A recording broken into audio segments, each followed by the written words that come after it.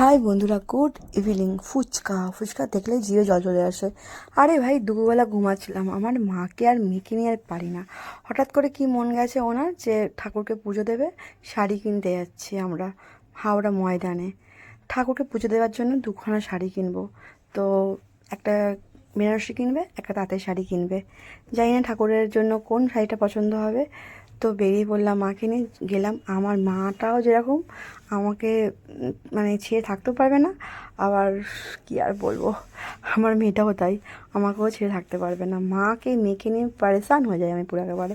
তো সব কটা শাড়ি দেখালাম, সব কটা শাড়ির মধ্যে সব কটা শাড়িই সুন্দর, কিন্তু কোন শাড়িটা দেবো ঠাকুরকে সেটা আমি ভেবে ভেবে কিছুতেই পাচ্ছি না। তো শাড়ি কিনতে গিয়ে আমারও অনেক একটা বড় লাভও হলো। ঠাকুরের ইচ্ছাতে আমিও একটা শাড়ি পেয়ে গেলাম। মা আমাকে একটা শাড়ি কিনে দিল। তো ফুচকা খাচ্ছিলাম রাস্তায় দাঁড়িয়ে, পেটে প্রচণ্ড যন্ত্রণা, সকাল থেকে হঠাৎ করে পেটে যন্ত্রণা করছে, প্রচণ্ড প্রচণ্ড পেটে যন্ত্রণা করছে। তো ফুচকা দেখলে আর কী বলবো, ফুচকা দেখলে আর লোভটা সামলাতে পারি না, ফুচকা দেখলেই ফুচকা খেতে হবে, এরকম ব্যাপার একটা। তো মা বলছে পেটে ব্যথা করছে, ফুচকা খাবি কেন? আমি বলছি না, আমার পেটে ব্যথা হয়ে যাক, আমি ফুচকা খাবোই, ফুচকা না খেলে থাকতে পারবো না, এরকম ব্যাপার একটা। অ্যাকচুয়ালি ফুচকা খেতে আমি প্রচুর প্রচুর ভালোবাসি।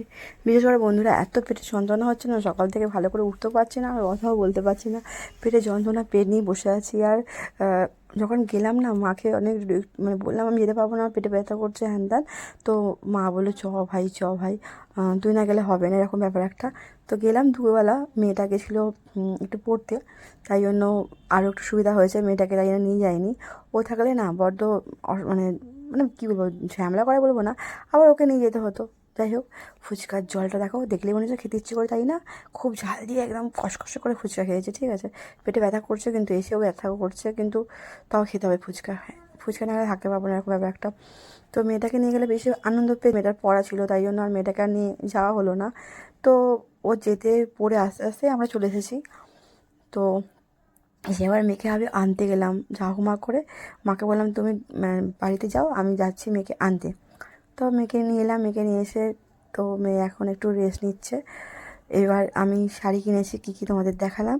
এই একটা মানে হলুদ কালারের শাড়ি কিনেছি, মানে দুখানা ঠাকুরকে পুজো দেওয়ার আছে মায়ের।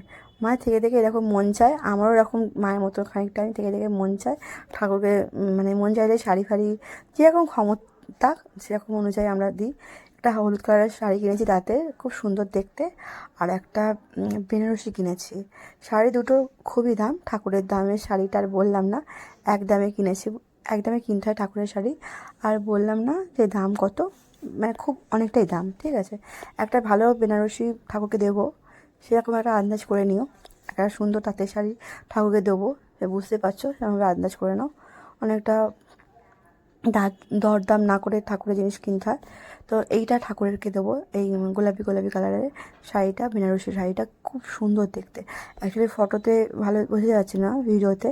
আর আমি খুলতেও চাইছি না, খুললে আবার পাটপাট করতে পারবো না ঠাকুরের জিনিস। যাই হোক, তোমাদের দেখালাম। কিছু কিছু শেয়ার করতে ভালো লাগে, তাই তোমাদেরকে শেয়ার করলাম।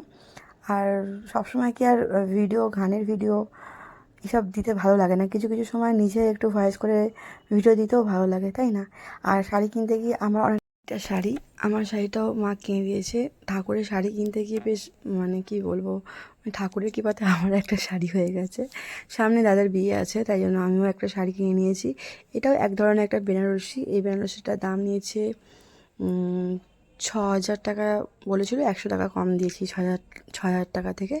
তো বেনারসিটা খুব সুন্দর, এইটাও আমি খুলছি না, খুলে পাঠ করতে পারবো না, তাই জন্য খুলছি না। যখন পরবো তখন তোমরা দেখবে। কালারটাও খুব সুন্দর আর শাড়িটাও খুব সুন্দর। তোমরা বলো তো কেমন হয়েছে শাড়িটা আমার? ভালো হয়েছে তো? ঠাকুর যা করে মঙ্গলের জন্যই করে। ঠাকুরের জন্য শাড়ি কিনতে গিয়ে আমারও একটা শাড়ি হয়ে গেছে। কি মজা হচ্ছে তোমাদের কী বলবো। অ্যাকচুয়ালি মা আমাকে অনেক দিন বাদে একটা গিফট দিল, অনেক দিন বাদে, ঠিক আছে। অ্যাকচুয়ালি এটা মা দেয়নি, এটা আমার বাবা দিয়েছে, বাবা মা মিলিয়ে দুজনে দিয়েছে, এটা হচ্ছে কথা। অ্যাকচুয়ালি বাবাও অনেক দিন বাদে কিছু, মানে অনেক দিন হয়ে গেছে কিছু দেয়নি। তো মানে কদিন ধরেই বলছিলো যে কিছু একটা নিতে, কিছু একটা নিতে। অ্যাকচুয়ালি আমি রাজি হচ্ছিলাম না, কারণ বাবা তো এখন একটু অসুস্থ আছে, তাই জন্য বাবার থেকে আমি সেরকম কিছু নিতে চাই না। যাই হোক, বাবা বললো অনেক, মানে দিন বলবো না, বছর খানেক হয়েছে কিছু বাবার থেকে কিছু নিইনি, এই জন্য বাবা আমাকে শাড়িটা কিনে দিয়েছে। কেমন হয়েছে তোমরা বলো বন্ধুরা, ভালো আছে তো?